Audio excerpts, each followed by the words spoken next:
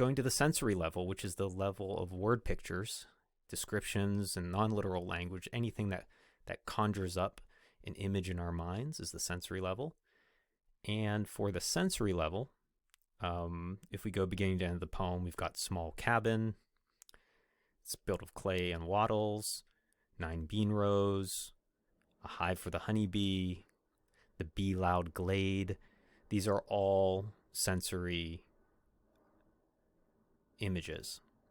So seeing, touching, hearing, smelling, tasting, they're all conjuring images in some way in our mind. The veils of the morning, where the cricket sings, midnight's a glimmer, noon a purple glow, evening full of linnet's wings, lake water lapping, low sounds by the shore, that whole line pretty much, stand on the roadway, pavements gray. These are all specific images that are in our mind or minds. So the sensory level has a lot of things in it as well. Now, if we're going to talk about the interrelationship of some of these things, what we could talk about is we have a speaker who is wanting to go somewhere, and to go somewhere that is idyllic in a way. You know that from the small cabins and the clay and wattles and the bean rows and the hive.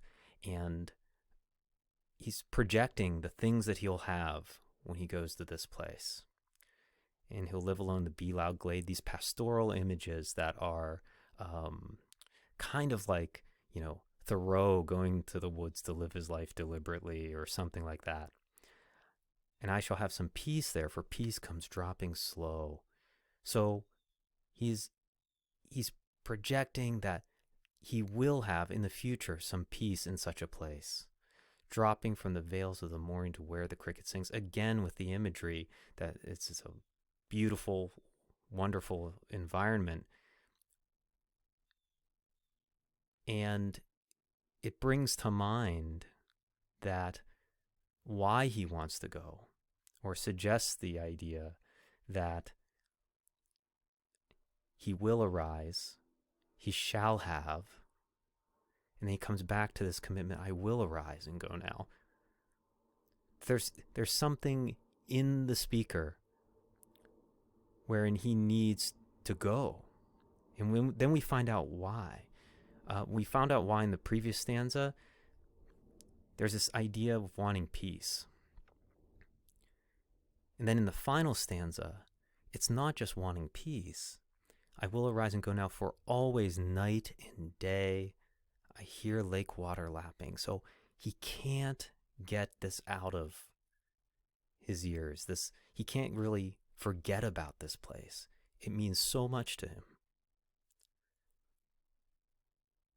Where is the speaker? Well, while I stand on the roadway or on the pavement's gray, I hear it in the deep heart's core.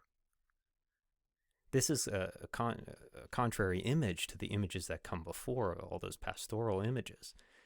And we start to understand that he's in a much more urban environment.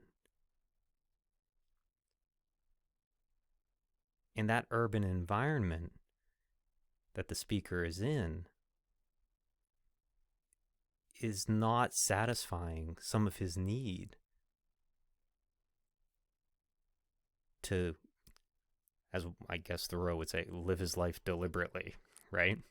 That this peace that he so craves is linked to nature, and it's only when he goes there